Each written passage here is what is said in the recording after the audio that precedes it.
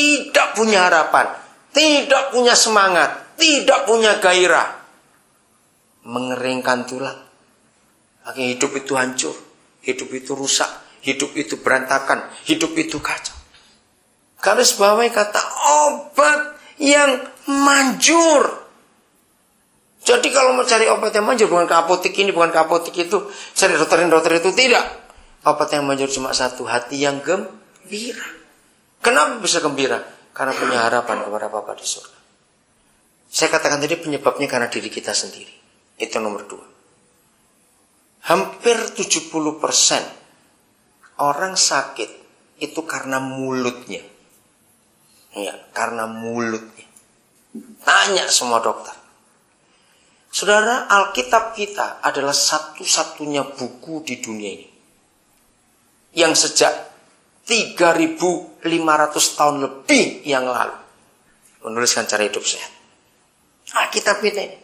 Musa adalah orang satu-satunya di dunia yang menuliskan. Tahun 80-an yang lalu di Amerika itu ada buku yang hebat sekali. Ditulis bukan oleh orang Kristen. Judulnya Genesis Diet. Hidup sehat cara kitab Kejadian. Bayangkan. Kenapa? Di Indonesia juga ada namanya food combining. Itu nulis orang Islam, saudara. Dan dia nulisnya dari Alkitab. Dia ngaku, saya Muslim. Tapi saya ngelihat tulisan ini. Hebat sekali. Nah, di dalam kitab Kejadian diajarkan harus makan yang biji-bijian.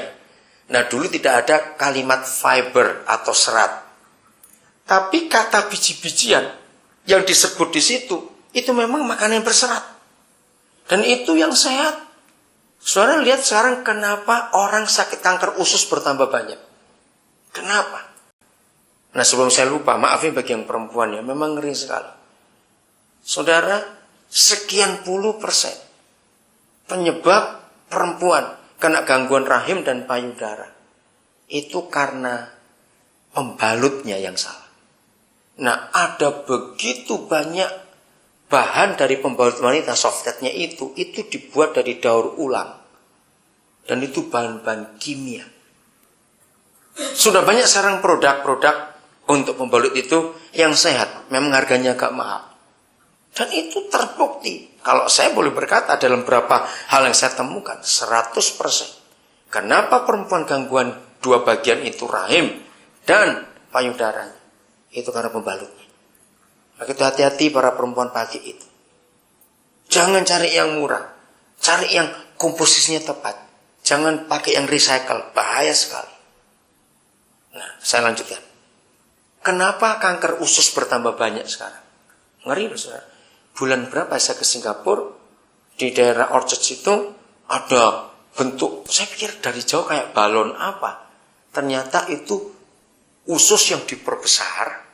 Nah, orang harus masuk, semua orang harus lewat di situ. Karena pemerintah Singapura nggak mau repot untuk kalau ngurusi kanker, namanya cancer colon itu. Nah, jadi masuknya itu ditunjukkan, saya masuk ngeri juga. Inilah usus yang makanan tidak sehat. Saudara, orang kena kanker usus karena dua hal terbesar. Satu, makan daging yang berwarna merah. Dua, karena suka makan yang dibakar, termasuk barbecue. Ternyata itu jahat sekali. Endapan-endapannya itu nempel di dinding usus. Maka itu kembali pada kitab Kejadian. Tuhan dari awal nggak pernah suruh kita makan daging, tapi makan sayur-sayuran. Nah, karena makanannya. Terus dalam kitab Imamat, hebat sekali. Musa menuliskan apa yang boleh dimakan dan apa yang tidak. Nah, sama dengan kata sabat. Orang membuatnya jadi peraturan agama. Kalau Tuhan melarang kita makan babi atau binatang yang berkuku belah, kenapa nggak boleh dimakan? Lalu kenapa dia melarang kita untuk makan yang kerang-kerangan kulit keras di laut itu? Kenapa kita nggak boleh makan yang nggak bersisik? Kenapa? Saudara, itu nggak urusan surga neraka, tidak. Itu nggak ada urusan dengan agama. Ini kesalahan fatal. Papa berbicara itu hanya supaya kita ini sehat. Jadi nggak ada urusan dengan hidup suci, nggak ada. Karena binatang-binatang itu Papa ciptakan sebagai vacuum cleaner. Tahu vacuum cleaner? Apa itu?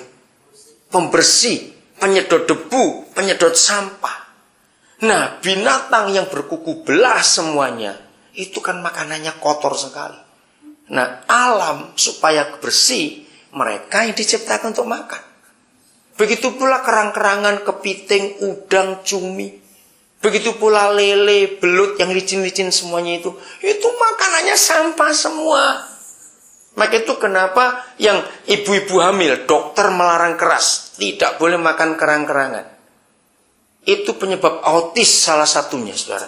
Karena logamnya di situ. Cuma autis itu karena makan kerang-kerangan itu. Karena mereka kan membersih laut. Nah itu limbah pabrik, limbah industri, limbah segala masuk. Nah mereka yang makan. Maka itu kenapa badan mereka ada kulitnya. Supaya mereka masuk-masuk situ nggak kena racunnya. Jadi kalau kita makan itu seperti makan sampah. Juga kenapa Papa melarang kita makan darah. Itu nggak ada urusannya dengan darah Yesus. Nggak ada. Bukan juga kayak darah kula. Nggak juga. Gitu. Karena darah itu, coba lihat. Kalau dokter sudah mendiagnosa dari luar, sudah periksa kotoran, periksa kencing, tetap nggak tahu sakitnya, dia suruh periksa apa kita? Periksa darah. Dengarkan ini Bapak ya. Yang hobinya makan yang kotor-kotor itu bertobat tadi. Jadi penyakit manusia itu ada di dalam darah. Maka itu kalau darah itu diperiksa baru, oh sakit ini, oh sakit itu. Jadi kalau ada orang hobinya makan darah, itu sama dengan ngerebus air got, goblok. Ngerti nggak tahu ini? Darah itu pusatnya penyakit. Jadi nanti saya sampaikan pada semua teman kita, ini nggak urusan agama. Mau itu agama perang hanya gara-gara makan. Goblok sekali, makan nggak diajak perang. Itu cuma Papa berkata, kamu mau sehat atau mau cepat mati, itu saja. Jadi kalau ada di antara saudara, jangan tersinggung saya ngomong. Kalau masih ada di antara saudara, hobinya makan di dilarang Tuhan, makanlah, tetap masuk surga.